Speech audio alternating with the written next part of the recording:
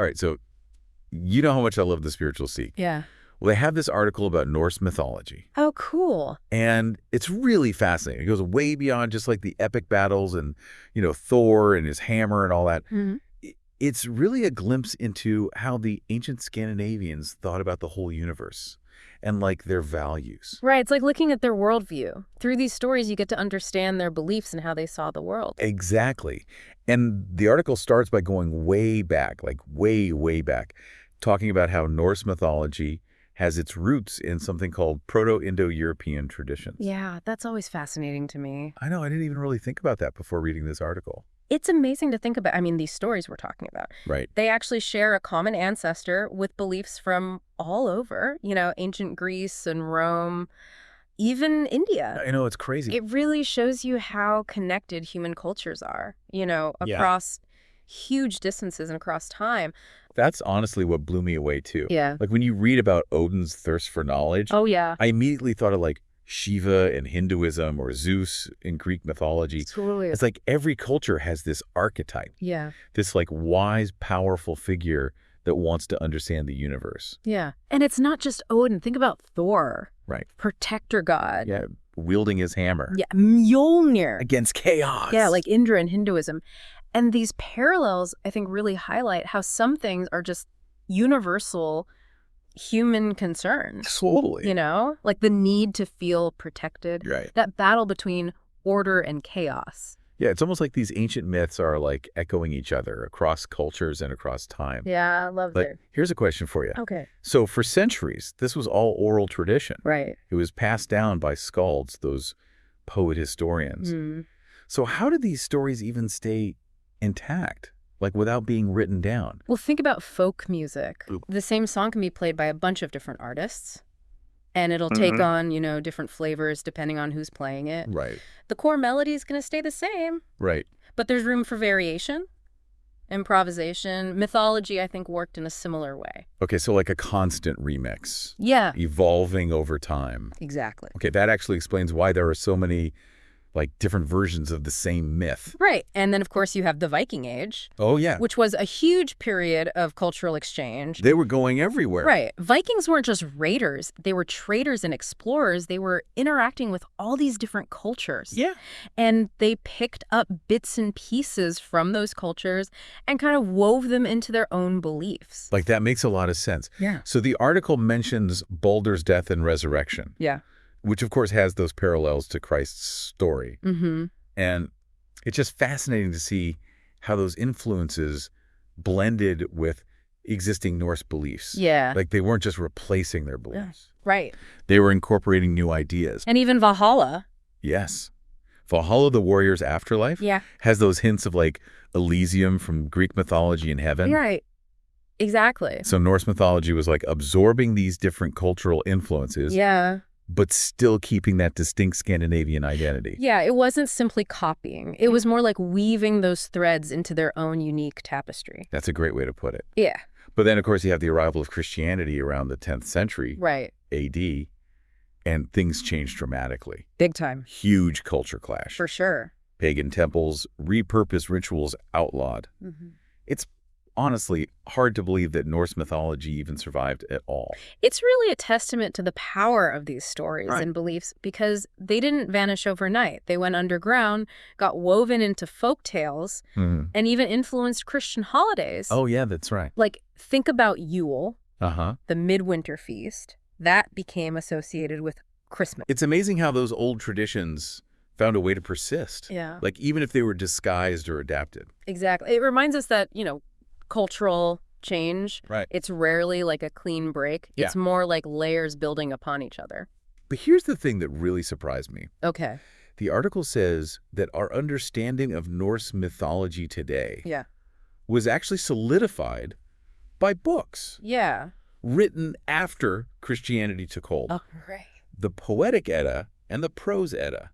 It is kind of ironic, isn't it? It is. That the Poetic Edda this collection of poems preserving these ancient myths, Right. including Ragnarok. Which is the end of the world, basically, the Norse apocalypse. Right. Yeah. And the Prose Edda, written by this scholar Snorri Sturluson. Okay. He was really trying to preserve these stories Oh, wow. before they were completely lost. So he was like a one-man cultural preservation project. Totally. That's amazing.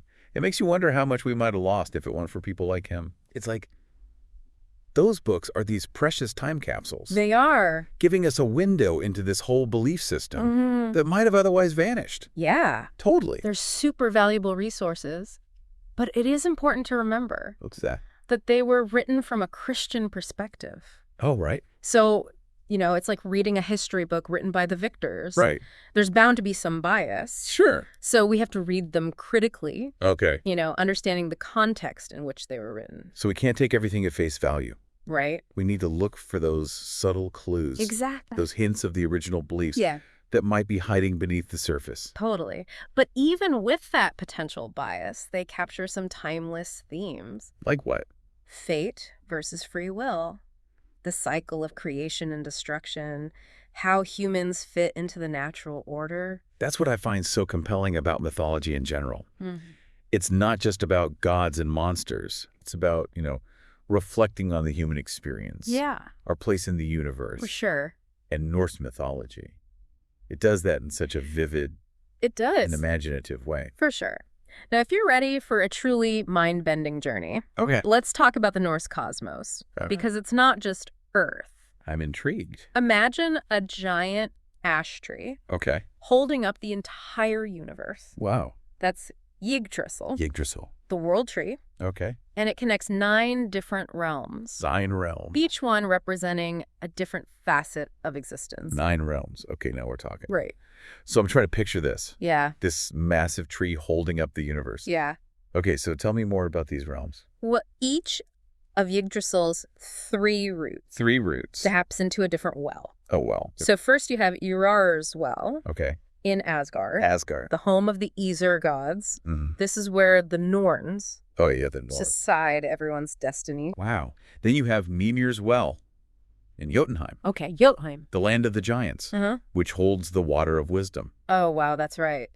This is where Odin sacrificed his eye for knowledge. Yes. Wait, he sacrificed an EYE for knowledge. He did. That's dedication. Right. Okay, so what about the third well? The third well is Hvergelmir, located in Niflheim, Niflheim. the primordial realm of ice and mist. Okay. And it's the source of all rivers. The source of all rivers. It symbolizes the origin of creation. Okay. From this chaotic void. Okay, so we have fate, we have wisdom, and we have creation springing from chaos. Yeah, It's like those wells represent these fundamental forces they do. in the universe, even for the gods. Right. It's amazing how much symbolism is packed into every aspect of Norse mythology. It really is. It really is. And we haven't even talked about, the creatures that inhabit Yggdrasil. Oh, right, like on the tree, Yeah, like there's a giant eagle. perched at the top, seeing everything that's going on in the 9 realms. Oh, wow. So like a symbol of divine perspective, like seeing the big picture that us mere mortals are missing. Yeah, perhaps. And then there's this squirrel, Ratata Skor, A squirrel, okay. who runs up and down the tree, carrying gossip Oh, my God. and insults between the eagle and Nidhogg, this dragon that's chewing on the roots of Yggdrasil. Oh, my gosh, that's hilarious. So it's like the world's oldest Twitter feud playing out on a cosmic tree. Yeah. I love it. It's funny to think about, right? But it's also, I think, it kind of highlights that tension between creation and destruction that we see throughout Norse mythology. Oh, totally. Like order and chaos. It's all there. Exactly. So are you ready for that whirlwind tour of the 9 realms? Yes. Lead the way. 9 realms all connected by this giant tree. It's just mind-blowing. It is pretty wild. So let's start with Asgard, Okay, Asgard. home of the Aesir gods. Ruled by Odin, it represents order, governance, divine power. Okay, Asgard. Check. What about those Vanir gods? The article mentioned those. Ooh. Where do they live? They live in Vanaheim, a realm associated with fertility, prosperity, the magic of nature. Oh, okay. Interesting. So it's not just like one type of god ruling over everything. Right. There's a balance between like the Aesir and the Vanir. Mm-hmm. And where do we humans fit into all of this? We're right in the middle. Okay. Midgard, our realm, sits at the heart of Yggdrasil, Oh, wow. symbolizing, the interconnectedness of all things. I like the sound of that. But we're not alone, right? There are other realms, too. Oh, yes. There's Jotunheim, the land of the giants. The giants, okay. Yeah, they represent chaos, primal forces, that constant threat to order. Makes sense. Every good story needs a formidable foe. Exactly. And speaking of chaos, you mentioned that realm of ice and mist. Oh, yeah, Niflheim. Yes, Niflheim, primordial realm of ice, mist, darkness. It sounds bleak, but also kind of beautiful in like a haunting way. Yeah. What about the opposite of ice? You're thinking of Muspelheim, realm of fire and flames, ruled by Surt the fire giant. Oh, yeah, Surt. He's the one who plays a key role in Ragnarok. Yes. Oh my gosh, fire and ice giants and gods. The Norse cosmos is a wild place. Yeah. So it sounds like these realms are more like different dimensions of existence, not separate planets. That's a great way to think about it. They're all interconnected, but they represent different aspects of reality, different forces at play in the universe. Wow. And we can't forget the other 3 realms. Oh, right. There's more. Yeah. Alfheim is home to the light elves, associated with beauty and nature. Svartalfheim is where the dwarves live, masters of crafting and forging. Oh, right. The dwarves. They created Thor's hammer. That's right. And finally, there's Helheim, Okay. ruled by Hel, where some souls go after death. So 9 realms each with its unique characteristics and inhabitants. It is. It's a lot to keep track of. Yeah. But it really makes you appreciate that complexity and depth of Norse cosmology. It really is a vision of the universe that's both awe-inspiring and terrifying, filled with, beauty and danger. Well, now that we've got a sense of the where, let's talk about the who. Okay. Odin, Thor, Loki, they're practically household names. But what do we really know about these Norse gods? It's time to meet the characters, All right. so to speak. And each one of them really embodies, I think, different aspects of the Norse worldview. Okay, let's start with Odin. Okay. He's the All-Father, right? Like the top dog in Asgard. Yeah. But I get the sense he's more than just a stern ruler. Oh, for sure. Odin is a complex figure. He's wise and powerful, but also driven by this relentless thirst for knowledge. Like, he's willing to sacrifice anything to gain wisdom, even sacrificing his own eye to drink from Mimir's well. Wow. He gave up an eye for knowledge. Yeah. That's commitment. It makes you wonder what kind of knowledge was worth that kind of sacrifice. Right. It speaks to the Norse belief that wisdom is hard-won. It requires sacrifice and a willingness to push beyond your limits. Wow. So he's got the brains. But he's also got the brawn because he's a warrior, too. Yeah. Right. Oh, yeah. He's a powerful warrior and magician, shapeshifter, master of runes, and he presides over Valhalla. Valhalla. The hall where warriors who die bravely in battle go to feast for eternity. So he's the ultimate warrior scholar. Totally. Okay, what about Thor? Okay. He's the protector, the muscle. Yeah. Thor's the god of thunder, wielding his mighty hammer Mjolnir To protect Asgard. and Midgard from the forces of chaos. He's like the ultimate superhero. Totally. Battling giants and monsters to keep us safe. Exactly. He's beloved figure, symbol of hope and resilience in the face of danger. Okay, so we've got strength, we've got wisdom, but Norse mythology isn't just about, strength and wisdom. We also have Loki, Loki, the trickster god, the wild card. the one who always stirs things up. Always. Tell me more about Loki. Loki's such a fascinating and complex figure, mischievous, unpredictable, often driven by self-interest. He causes chaos, plays pranks on the gods, but sometimes he even helps them. He does. He does. But his actions often have these unintended consequences I bet. that ripple throughout the 9 realms. So he's a troublemaker, Hmm. but not necessarily evil. Right, He's like a force of nature, right. chaotic, unpredictable, but ultimately a part of the natural order. Yeah, that's a great way to put it. He embodies that element of unpredictability that exists in life. You never know what he's going to do next. Right. And his actions often lead to these unforeseen consequences that kind of drive the stories forward. He's definitely the most entertaining character, For sure. even if you can't quite trust him. Right. It makes you realize that Norse mythology isn't just about good versus evil. It's this complex interplay of different forces, motivations, and consequences. Exactly. And that's, I think, what makes it so compelling. It's a reflection of the complexities of life itself, where things aren't always black and white. Okay, so we've got these larger-than-life gods, a cosmos filled with 9 realms, and these epic battles against giants. But what about everyday life for the Norse people? How did they actually practice their beliefs? Did they just, wait around for Thor to show up and save the day? Not quite. Norse mythology wasn't just something they believed in. It was woven into the fabric of their daily lives. They actively engaged with their beliefs through rituals, sacrifices, magic, and a deep reverence for nature. So how did they connect with the divine on like a daily basis? What did that look like? Well, sacrifice was a huge part of their religious practices. They called them blots. Blots. Rituals where they offered gifts to the gods, nature spirits, or their ancestors. Oh, okay. So it was like giving gifts to ensure good fortune. You want to keep the gods on your good side, right? It was more nuanced than that. It wasn't just about bribery or appeasement. Okay. It was about maintaining a reciprocal relationship with the divine and the natural world. They believed that giving back was essential to maintaining balance and harmony. So it was about acknowledging a greater power, Yeah. showing gratitude for the blessings in their lives. Yeah. It's interesting to think about how those ancient beliefs are still reflected in like some modern rituals and practices that we have today. Yeah. What about magic? Oh, yeah. The article talks about magic. Magic was considered a very real force in the Norse world. CR in particular was a form of magic, practiced mostly by women, known as vulvas. Vulvas. Okay, tell me more about them. They sound powerful. They were powerful. Vulvos were seers, prophetesses, practitioners of seer. They could enter trances, communicate with spirits, see the future, and even influence events. Wow. So they were kind of like shamans or mystics, tapping into these unseen forces of the universe. Exactly. They were highly respected, often sought out for advice and guidance by leaders and everyday people. So women held positions of spiritual authority in Norse society.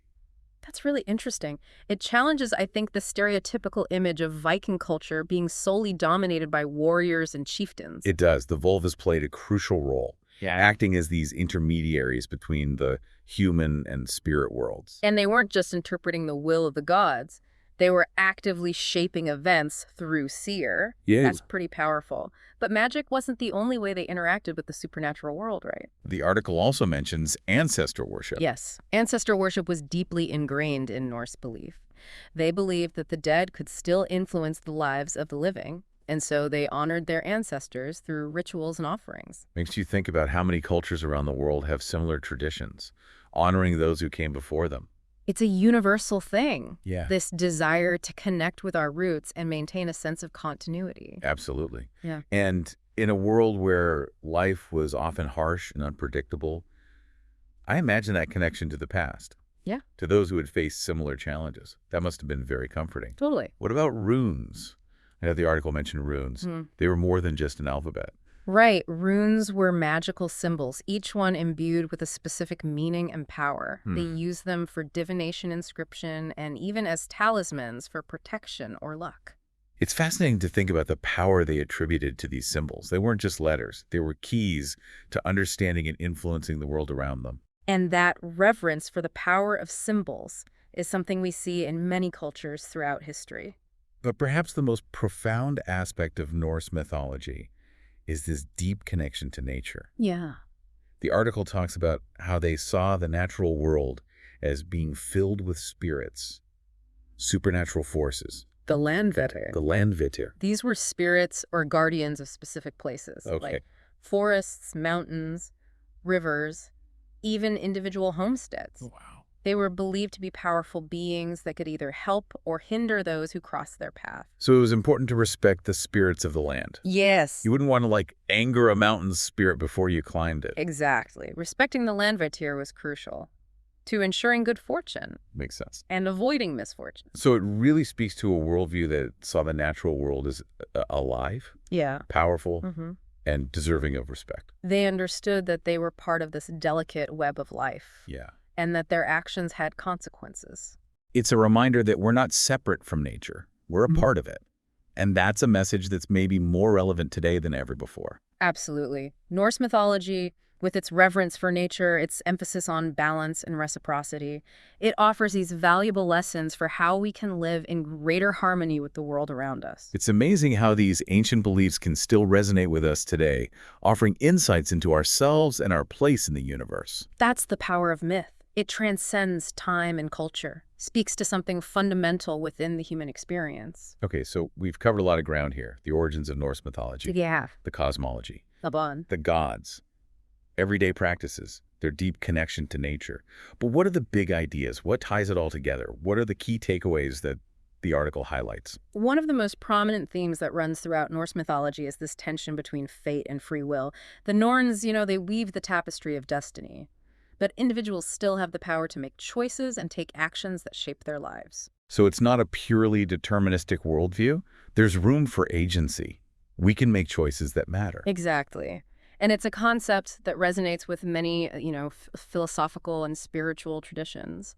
We may not be able to control everything that happens to us, but we can choose how we respond to those events, how we navigate the challenges, and ultimately how we shape our own destinies. That's a really empowering message. Yeah. Even in a world that can feel very chaotic and unpredictable, we still have a say in how our stories unfold. Absolutely. And then there's the cyclical nature of creation and destruction. Ragnarok, the Norse apocalypse. Yeah. It's not just the end, it's also a new beginning. The world is consumed by fire and ice, but from that destruction arises a new world, reborn and renewed. It's such a powerful metaphor for those cycles of life and death, growth and decay Yeah. that we see all around us. Exactly. It's a reminder that endings aren't final, that destruction can pave the way for new possibilities. It's a message of hope and resilience in the face of inevitable change and challenge. Exactly. And finally, there is that interconnectedness of everything. Yggdrasil, the world tree, symbolizes this beautifully. All 9 realms, all beings are interconnected and interdependent. What happens in one realm affects the others. It's like an ecosystem. Yeah. Where every plant, every animal, every element plays this vital role in maintaining the balance of the whole. Exactly. And it reminds us that our actions have consequences not just for ourselves, but for that entire web of life. Norse mythology isn't just about these ancient tales. It's a reflection of these profound truths about the universe and our place within it. It's a reminder that we are all connected, that our choices matter, and that even in the face of destruction, there is always hope for renewal. It really is incredible, how much wisdom and insight we can gain from these ancient stories. Yeah. It's like the spiritual seek always finds these hidden gems. Right. These connections that make you see things Totally. in a whole new light. Yeah, I completely agree. There's something about, exploring these ancient belief systems that just helps us, I think, understand ourselves and our place in the world a little bit better. So before we wrap up, Okay. this deep dive into Norse mythology, Yeah. is there one particular insight from the article that you think our listeners should really take away from all of this? You know what really struck me Yeah. was this idea that even in a world that seems to be governed by fate. Right, like those Norns weaving destiny. Right, exactly. Yeah. We still have the power to choose Okay. how we face challenges and find meaning. It's like even with Ragnarok looming, knowing that everything might end, Right. the Norse myths still emphasize courage and honor Yeah. and making a difference Right. in the face of it all. Totally. It's not just passive acceptance of fear. It's like an active engagement with life. Exactly. And that's a message that feels So relevant today. right. Absolutely. With all the challenges we face, Yeah. climate change, social divisions, global uncertainty, it can feel our own version of Ragnarok is approaching. Totally. But Norse mythology reminds us Yeah. that even in the face of all that, Yeah. we have the power to choose hope over fear, action over despair. That's powerful. Yeah, we can draw inspiration from those ancient heroes Yeah. and their unwavering spirit. It's a powerful thought to leave our listener with. Yeah, so as we wrap up this deep dive, I want to ask you, dear listener, what resonated with you most? What does Norse mythology make you think about in your own life? How can you embrace that sense of agency, that courage to face challenges head on, even when the world feels like it's on the brink of chaos?